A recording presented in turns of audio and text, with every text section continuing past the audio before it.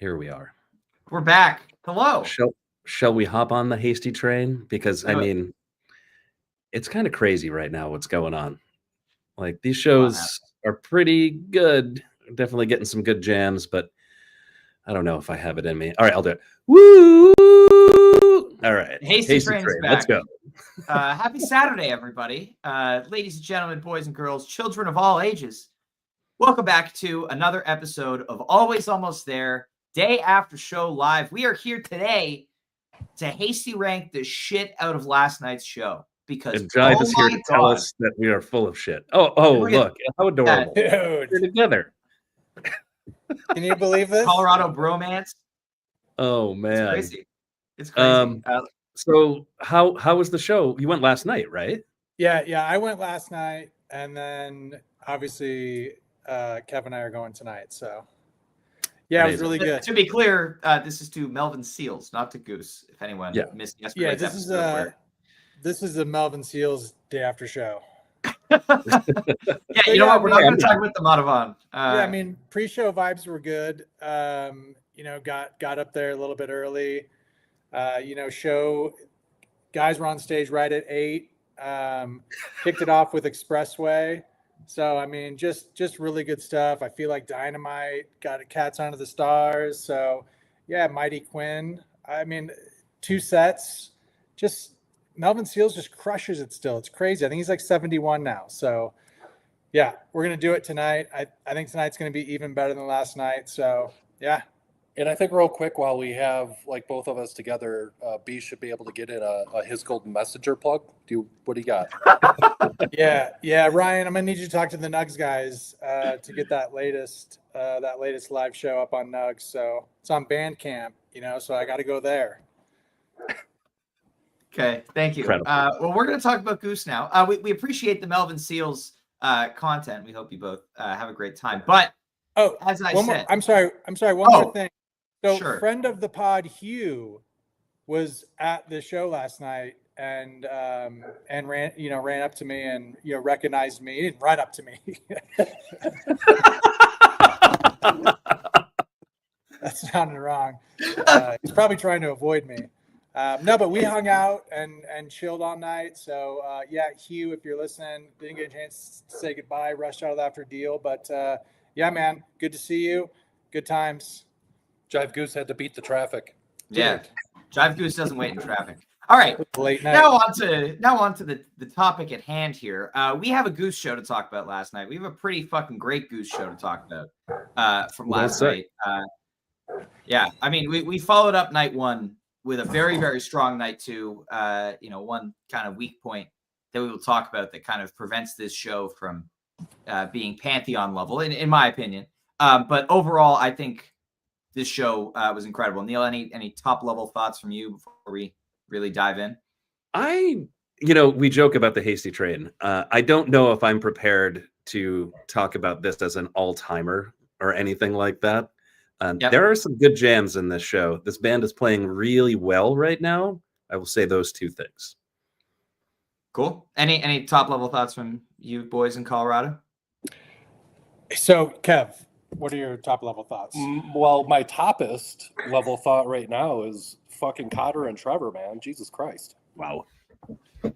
Yeah. It's a good one. B, anything from you? So, look, I listened to everything today and I've run through on Bandcamp and I've run through some run through the big jams. Hey, look, anybody that says Redbird's their favorite jam from last night, they're not wrong. There's nothing wrong with that. You know what I mean? There's no wrong answers across the board. This Madhavan is really, really good. It's a top 3 all-time Madhavan. So, wow. Yeah. Wow. Yeah. Woo! I'm not trying to I was not expecting this from you, man. That is exciting. I might agree with that. I think sometimes you just know that the jam is killer. I think I'm reminded of another Madhavan when they played Raleigh. The Raleigh Mad Hatter. And immediately after, we're like, yeah, this one's an all-timer. And I kind of have that vibe about this one. It's kind of crazy. Yeah. Well, we'll get to that in set 2. So Kev comes prepared. They're ready to prep. All right. Hey, Let's, we're gonna let you guys okay. be professional, and we're gonna go start. We gotta start pre-partying here. So I love how you're going to leave and crack beers out of the pod prep cooler while we are doing the pod. I love the irony there. Pop in the chat, see what's happening. We're gonna go have some post-pod beers. Exactly. You should absolutely do that right now. Great. All right, later, fellas. Wonderful. Take care, man. Good. Always good to see. All right, how the hell do we do a podcast now? Brethren. Well, I'll tell you how. Hey, Neil, let's start off the first set here. 1 in, 1 out. Green River, Hot Love, Lead Up. Nice little 4-pack of openers. Yeah. I guess Lead Up an opener? Is Green River an opener? Green River is definitely in the opener category. Hey, this is actually the part of the podcast where I mentioned my most common not seen is Green River. Nope. So one of these days I'll get it. Probably not this year because they play it twice a year. But no, I mean that is a great way to start a show. 1 in, 1 out as an opener. Yes, please. Mm-hmm. I'm actually surprised they played this one. I thought it was going to sit on the bench for a little bit because they have some arrangement things they got to figure out. Jeff has such a prominent role in this song. And, he starts it off and he's not there. So it sounded weird to me that it needs the hand drums. Do you agree with this? Doesn't Jeff play guitar on this song? It opens with the hand drums. Oh. Yeah. Huh. I missed that. But in any case, it's Jeff is missing. It is quite obvious. And that made me sad because I miss Jeff. Otherwise, pretty pedestrian way to start a show. Yeah. I mean, I agree here. I like the 1 in, 1 out Green River. Absolutely. Strap in. And the last 4 versions of Green River have now been excellent segues out of something ever since the beginning of 2024. Really, that's every time they've played it. It's been like a great segue out of something cool. So love that. I will say with 1 in, 1 out, I'm looking for them to do something different with it. It's still sitting in this kind of zone where we're getting this 10 to 15 minutes of 1 in, 1 out. And then, last night they kind of started to take it down a little bit and then it was the segue. So hoping still that we get this big version. But yeah, great way to open. Hot Love in the 3 spot. Fine. Great. Again, missing Jeff a little there. And Lead Up. Great first set. Yeah, nothing else to add on these first 4. So shall we get into the main event here? Yeah. So let's talk about this Atlas first before we get to the Empress. Let's talk about this Atlas. Neil, you said last night that you don't think this is the GOAT Atlas just off the top. I don't know. No, when we were talking about it last night, you were saying Atlas never jams. And I was like, oh, it most certainly has jammed before. And then they jammed it. That was the conversation that I remember. That's fair. So at 17 minutes long, this is the longest Atlas the band has played to date, that we have a record of at least, which is a cool little tidbit. And I mean, honestly, I will say that recent versions of Atlas have been pretty, like 10 minutes or so, not super jammy. So that's what I was expecting out of last night's. But was very pleasantly surprised when, Peter went to synth, like started doing some crazy sounds on the OB6. And then, they just went out into this beautiful atmospheric zone and didn't come back to Atlas at the end, which I love. When you find a space like this and you want to explore a space like this, there's no need to force a re-entry to the song. So I'm glad that they didn't do that. But this jam is incredible. You get the first 1 in, 1 out tease of the show. This is the only official one. But they kind of come back into that realm a few times throughout the night, which is interesting. But yeah, excellent Atlas here. Yeah, I mean, it sounds to me like a 1 in, 1 out jam, does it not? To you, like the whole jam is just a vibe. I guess. Yeah, I don't know. It seems like they kind of stayed on that theme quite a bit, and it was good. I enjoyed the heck out of that one. So I'm trying to think back to like other versions of Atlas that have jammed. We talked a little bit about this last night. I think of Westville, which I think was 2022. 2022, yeah. Very blissy, wonderful. And then I think back to the Atlas from Buffalo 2019, big Atlas. And I need to go back and listen to that one and compare it That to one's this only one. like 13 minutes. So Really? Is it only 13? My Yeah, memory just of it is, well, it's just everything in that show is big, so I must have just kind of associated that with it. But in Sure. any case, because the drive is about 30 minutes, right? Yeah. Is that right? Yeah. It is. So, it is. yeah. My brain isn't Yeah. working too well today. I'm getting there, but You're getting there. So the Modifon scrambled your brain a little bit last night. Giant Goose just scrambled my brain with whatever that unhinged also madness is. All right. Well, next up we get Empress, and remember they call for this. We're under an hour into the set still, like just under an hour, and it's like this is a weird call. Like, are they going to close the set with this? Is this going to be like a 30-minute Empress? Which it easily could have been. It clocks in at 23 before one of the worst ripcords this band has ever played into Cali Magic, which is just a baffling call. It was on the written set list to do this Empress sandwich and go into Cali unfinished and then flow down, which I personally don't understand the decision-making process behind that. But this Empress... Go ahead, though. I mean, this Empress is phenomenal. I'm always a big fan of when they jam out Empress. Definitely, again, a song that really misses Jeff. They're all bongos. Where are the bongos? Yeah. Well, and the timbali too, in Empress, like you miss it without that. Yeah, and the timbali is amazing. And the fish during Trevor's bass solo, we had no fish. No fish. You need the Everybody fish. misses that. Yeah. But this jam is amazing. Kind of gets down into this, minor key, very shreddy zone, and I think at the end of the day, this isn't like I would say by the end of next year, this isn't going to rank super high on my playlist if it still stays on. But I could see this one being like a one that falls off my playlist towards the end of the year, just because it feels like sits in a very Rick-centric shreddy zone for a lot without doing too much. And while it's an amazing jam, I've listened to it a few times today already.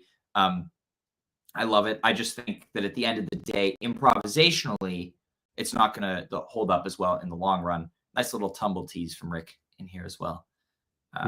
Yeah, Neil, your thoughts on this Empress? Yeah, the Empress is good. I don't know if I would consider this a bracket jam. I have the same opinions that you do about it, about the improv. There's a thing that the band can do where they just kind of establish a rhythm and then Rick does Rick things for a while. This is actually my complaint about a lot of Arrows, is the same thing in this Empress. So I don't think this lands in my playlist because if I'm going to say it about Arrows, then I got to say it about this Empress. Still awesome. I mean, anytime you get 20 some odd minutes of Empress, you are absolutely winning. I think, your point about the ripcord and why they did it, I think it's because they all kind of realized like this thing's going nowhere. We've been, searching and searching and searching for about 20 some odd minutes and we're not finding anything. Like nothing's inspiring us. And I think Rick just got frustrated and he was like, all right, let's go. But they had planned on doing that and the sandwich, right? Like for me, I would have felt better. Like, you pull out of that, go back into the ending of Empress, rage through that. And then if you want to do Cali Flowdown to close the set, like do Cali Flowdown to close the set. It's the unfinished thing because that they're going to bring Empress back later. Like that's been such a recent trend. Like out of the Empresses since I'm going to say June, the last Empress, Charleston at Goose sandwich, DC sandwich. That one is amazing though, because it was around that big modern. St. Pete was not a sandwich, but it was under 9 minutes long, getting in under curfew. Winston-Salem sandwich. Then you have Frost and Troutdale, which were both, shorter set closer encore versions. Iowa sandwich, Charlottesville sandwich. And then, then you're back at Boston at the beginning of September. So they've really been sandwiching Empress a lot lately. And I got to say, I miss, the payoff there. It's like, it works really well sometimes. I will say like the Iowa one, two very different halves of Empress, as we've talked about.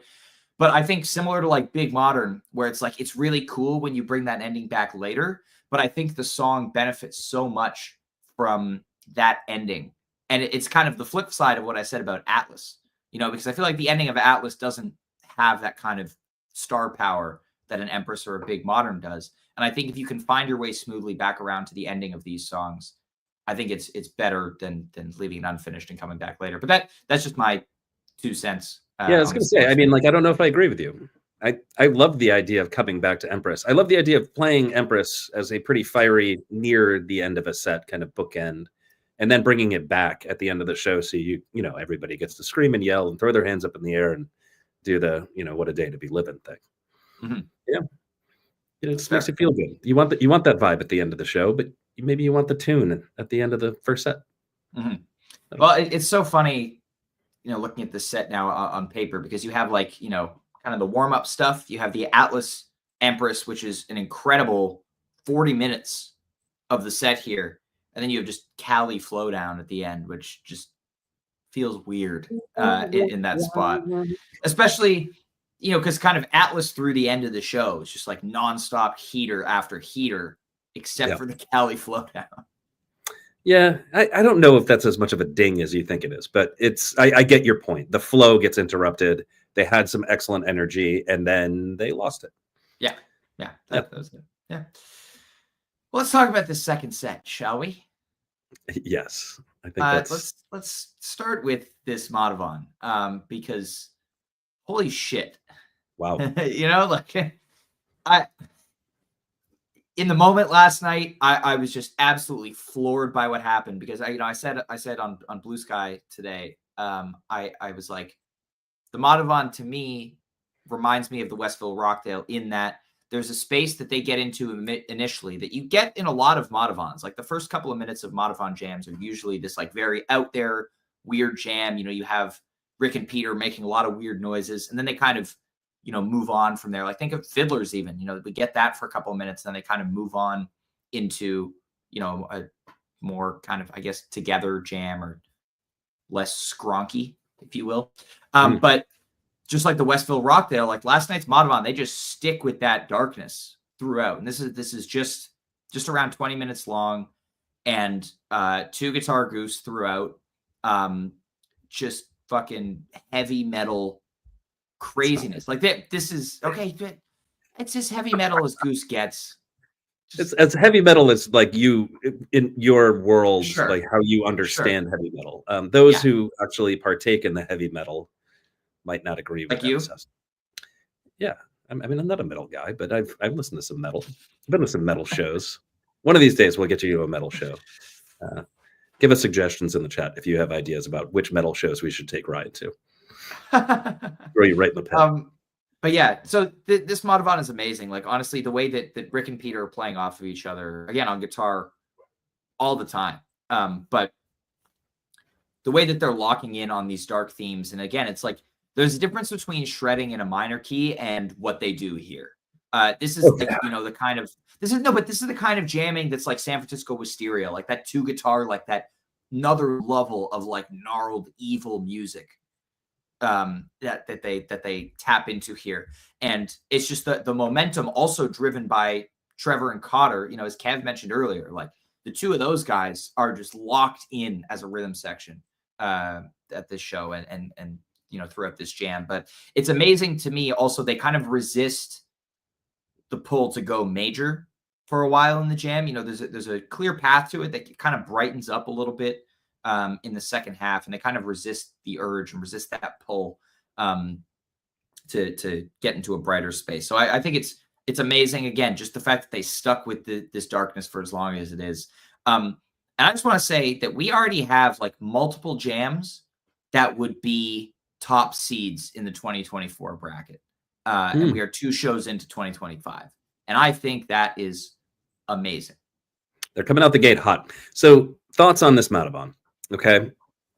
You are reminded of Westville Rockdale, not because they jam in a similar way, but because it's one of the best jams that they've ever played. Westville Rockdale, one of the best ever. I don't care what anybody says. That is my opinion. And then this one, I don't know how to talk about this jam without fluffing it, and I don't feel like Well, I don't feel like I've digested the jam well enough yet. It's one of those things. Jams like this, it takes time. You got to listen to this and find, all the pieces in it. And I haven't done that yet. But what I do know is that, I don't know, while I was listening to it the first time, I was like, I can't believe this is happening. Every time I've listened to it since, I've been like, oh my God, like this is new. It's new territory. It's even though it kind of sounds like Westville Rockdale, it is another level up from that, in my opinion. It's just what the band is doing collectively is just so impressive. Yeah. I just don't get it. I don't get how that can be improvised in some ways. And they are finding new and exciting ways to make my jaw hit the floor and say things like that, where it's just like, I don't know how they do it. It's like, it's telepathic communication. Mm-hmm. So no, it's amazing. And I will say, I've missed hearing Peter rip the ending of Madhavan on guitar. Because he ends up on keys in most versions these days. And, the organ's great on the ending and all, but nothing beats that two guitar, just like screaming through the finale of Madhavan. I just love the way Peter plays guitar. Can we just stop and talk about that for a minute? He's been playing a lot more guitar lately, which is interesting. I think for a long time, he just stayed away from the guitar because he just wanted to become a better keyboard player. And that makes sense. You don't want to have that crutch where it's just like, well, like if we really want to jam out, like I'll just walk away from the keys and I'll play the guitar, and so I understand why he kind of stayed away for a while, but I love that he's been playing it more, or at least in my opinion. I don't know if I've last two shows. Yeah, there's been a lot of two guitar Goose. A lot of Peter guitar. And man, it's always been one of my favorite things about Goose since I started listening to this band. It's the stuff that Peter does always blows my mind. I love the way he plays the instrument. And it's not, he's not doing what Rick does. That's not his thing. He just makes very awesome sounds come out of that thing, and the result is excellent improv. Right. Yeah. It's not as much lead, as Rick plays, but as we talked about in the drive from Thursday night, like when he's laying stuff down, and I mean it's the same thing he does on keys, really, where he kind of works these riffs, and builds things around these very simple riffs. Or on guitar, he has that like very like wall of soundy kind of approach. That he does a lot. I will say, I think it sounds like he's taken off his pedal board that like, super long phaser that he used a lot back in the day. He uses the phaser a lot with a big sweep on it. Yeah. Yeah. No, but I don't think that's on the board really anymore. I mean, I don't remember the last time I heard it, and I feel like last night, would have been an opportune time. This is the exact moment that he uses that phaser. This kind of jam. Yeah. I think of like the South Farms Madhavan, like that's. At the final peak of that, it's like amazing. But yeah, this Madhavan is something special. Can't wait to keep listening. And obviously, as time passes and we see what else comes out of this tour in this year, I'm really curious to see where this Madhavan ends up ranking, because this is my jam of the year so far. Two whole shows, but this will be when hopefully shortly the boards hit nugs. This will be going directly to the top of my playlist that currently has 2 songs on it. My playlist feels pretty well filled out right now. I think I have 3 songs for being on 2 shows in. I've just put Drive and Animal from night 1. What about the Redbird, man? You don't like this Redbird from? I said from night 1. Redbird will absolutely be going on my playlist. So speaking of the Redbird, let's talk about this Redbird, because it does come right after the Madhavan, so it's a good time to talk about. I mean, talk about a 1-2 punch to open the second set. Can I say something before you do your thing? Yep. Okay. Well, you go first. You go ahead. Well, no, I just want to say this. We often talk about what is the best 50 or so minutes of Goose ever played, right? The first thing that comes up is Perry, right? This is in the conversation, I think. Yeah. I mean, I feel like this Redbird almost might get overlooked a little bit because of the Madhavan. Which which tends to happen. It's 20 minutes. Is it? I thought it was 20. I don't know. My brain's not working today. You're probably right. If you recall. Oh no, it is 19. You're right. Oh yeah. See, take that, Storm. There you go. I don't know. I kind of imagined it being 20, but yeah, this also goes in a very different direction, right? Like this one's a lot more uplifting. A lot more major key. But again, really, really enjoyable listen. Again, Redbird. Cotter and Trevor covering Jeff's vocal part. pretty admirably there. But yeah, this was excellent. And then into True Love Waits. Like this is the placement for True Love Waits. Like, the first time they played it, it was a ripcord out of a very promising Wisteria. So it was like, wow, this sounds great. But this one is just like landing pad. Yes. Sorry, I kind of skipped over the Redbird a little bit. I feel like I don't really have as many thoughts on it as I do with Madhavan, other than it's an amazing jam. It should be listened to. It should be on your playlist. And it's very different from the Madhavan, which is also impressive. You lay down a 20-minute Madhavan like that, and then the next song, you go almost 20 again on a completely different idea and a completely different vibe. And I think that's amazing. Yeah, man. And so, what I like about the Redbird is they follow up that Madhavan with something that's just beautiful, right? Mm-hmm. So you have these two jams that are very, very different in flavor, one after another. And that's just a solid 45 minutes of music right there. Absolutely incredible. And I just love the way it's almost like a little bit of like a cool down in the Redbird. Like you just get like a happier jam, like a more uplifting jam. And then you get the actual landing pad with True Love Waits. The flow of that is so good. Just love the way this set worked out. Absolutely love it. Yeah, big fan of True Love Waits. Hoping that's now in more regular rotation. Like Rick specifically doing Radiohead is always a win. Yeah, Tom York, not easy to sing, but Rick seems to do well. I think you say that every time they play a Radiohead song, which there's a reason for it. Because Tom York sings incredibly high. Yeah, it's not easy stuff to do. Yeah. Well, from there, heavy hitters continue with Arrow. Some might say this Arrow is really good. I say it's really good. It's not a playlist jam. This is around 20 minutes of disco peak groove. Which I love that disco groove, though. Come on, it's amazing. It's a very, very enjoyable jam to listen to. Absolutely. I've gone back a couple times today, but I think in the grand scheme of Arrows and in the grand scheme of jams of the year, I think this one is not gonna be on my playlist. Yeah, I think folks will get behind this one, especially folks who really dig the Yetis, the jammed out Yetis. They're gonna love this one. And this was just the right move. And man, I love the way this set is constructed. Holy cow. Just the Arrow there it's pretty brave after two big jams already. Yeah. And this, and I love that approach. Hey, listen, that's our thing. We talk about the jams, right? So when they go out there and they play 4 really good jams in one set, I'm excited about it. Yeah. And as Arrow's wrapping up, I'm kind of like, what do they do here? Do they play like a big modern set closer? Do we get something like that? But no, just Angborg. I think, what was it? Cotter had some sample. He was playing with the air horn samples all night. But what did he have? There was some sample before Angborg. Let's get ready to rumble. Yeah. Oh, yes. Oh, and speaking of samples, during Arrow, I was listening today. Cotter's hitting the clap. Really?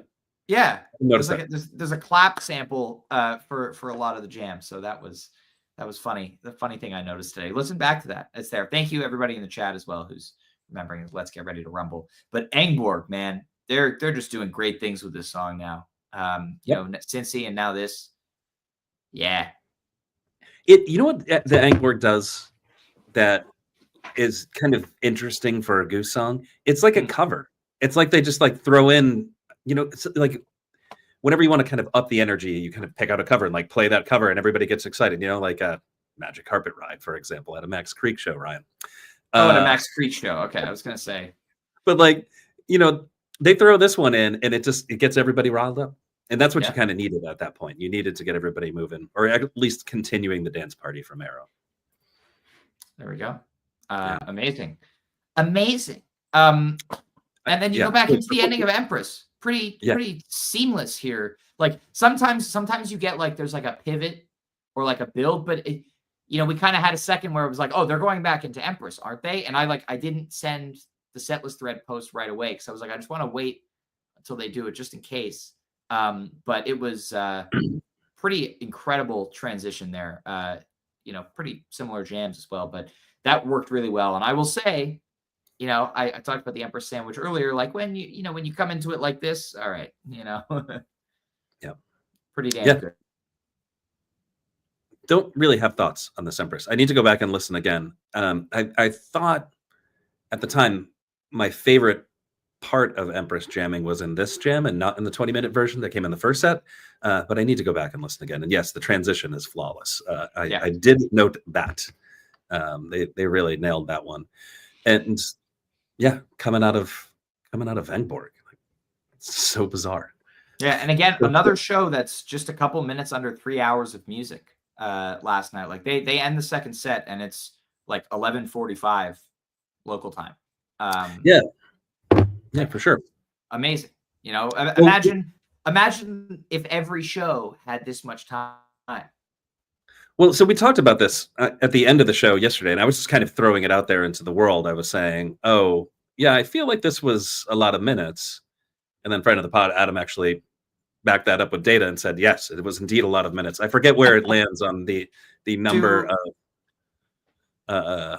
of 2-set shows, but it's up there. It's like top 20 something. Yeah, like I mean, I think he said night one he was talking about yesterday was like one of the, I want to say it was top 5 longest 2-set shows, excluding like in just terms of like normal shows, like that excludes like Goose Miss and etc., like special shows like that. But yeah, I mean, it's been long the last couple of nights. And so do they go longer tonight because it's night 3? It's sold out. It's a Saturday. They got a day off tomorrow. Yeah. It's the last show before Canada. It's the last show before Canada. Wow. Can you guys believe it? Goose is going to be in my city tomorrow. Wow. Very exciting. There we go. Last night was longer. Thank you, Adam. 2 hours and 58 minutes. Last night was longer. That's a ton of music. That's a ton of music. Soft 3 more minutes. 3 more minutes, and you couldn't fit it on a cassette tape. Well, and that's why they did a Love Light encore. Trevor's request instead of the Slow Ready they had planned, and when they have an encore and they want to get off that stage in 5 minutes, they're picking Love Light. And I ran the numbers. I ran the numbers at a request last night, and they have encored with Love Light 15 times in the band's history. 8 of them have been since the beginning of 2023. Wow. It's just like we're out. We're doing doing the Love Light and we're gone. Yeah. Man. Good stuff. But I mean, great way to end the show. It's Love Light's fun. I don't hate Love Light. I could see how you could be annoyed by Love Light, where you could say, well, they could have done something meaningful with their time. Or more meaningful with their time. And I would get that vibe. Like, that's pretty much how I feel about Mustang Sally. But it's like, you guys could have done just about anything, and I would have been happier. But and you get a Trevor bass solo. You do get a Trevor bass solo. And in Mustang Sally, you get a shredding Pete guitar solo. So I mean, you get good stuff, but still. Yeah. Well, we got one more night in Milwaukee tonight. So much on the table. What are they going to save for Toronto or even Grand Rapids? Because I think there are songs that I think I would be surprised if there are any songs that get played 3 times on this tour. And I think they have to be very purposeful at this point. Something that gets played tonight could pop up next week in Grand Rapids, but like is off the table until presumably Friday or Saturday. But they also have to look at what they want to play over the next 2 nights in Toronto, because I'm expecting the stuff that gets played in Toronto are all going to be the songs that only get played once this tour.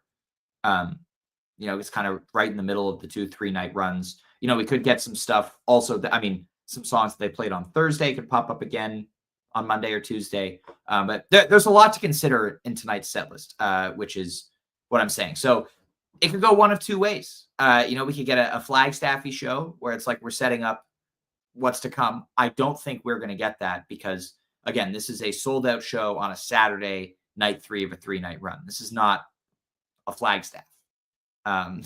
So Yeah. it's going to be big. You think it's going to be big jams tonight, or you think it's just going to be we're going to have? I mean, you're going to get the Give It Time tonight. They gotta bring the house down. I feel like there's a bunch of things that like almost certainly will be done tonight. Yeah, I think there's a lot. There's a lot, but we will be talking about it at a very different time tomorrow because I'm playing a gig tomorrow afternoon. If anybody's in Toronto tomorrow, we're doing a little afternoon zero type of thing. Henderson Brewing at 3:00. Myself, my dad, and a couple other good friends will be playing 2 sets before the Super Bowl. And then the Super Bowl will be sports. Yes, and the Super Bowl will be played at Henderson after we're done. Tickets are $10, and you get a drink with your ticket included. So very, very exciting. It's going to be a lot of fun tomorrow. Come out if you're in Toronto. I've shared the link on socials where you can buy tickets. We might have a live stream also, TBD, if anyone wants to watch tomorrow afternoon. Stay tuned to that. But our podcast tomorrow will be at 11:30 a.m. Eastern. Nice and early Sunday morning coffee with your pod. Unless you get up a lot earlier, but I'm sure there will be some people having their Sunday morning coffee while watching the pod tomorrow. I'll have a coffee. There you go. Perfect. Fire Perfect. one up. But looking forward to tonight. Seeing what Goose is going to pull out for night 3 in Milwaukee. It's going to be a good one. So we'll see you all out there. We'll see you guys tomorrow morning. Everybody enjoy your Saturday night, whether you're at the show or on the couch. Of course, get involved with us on social media as we're talking about the show. Loved all the reactions last night to the Bonavon. It was great. Everyone kind of just losing their shit. Anyway, everyone enjoy the rest of your Saturday. We'll see you tomorrow morning. Thank you so much for tuning into this episode of Day After Show. We'll see you next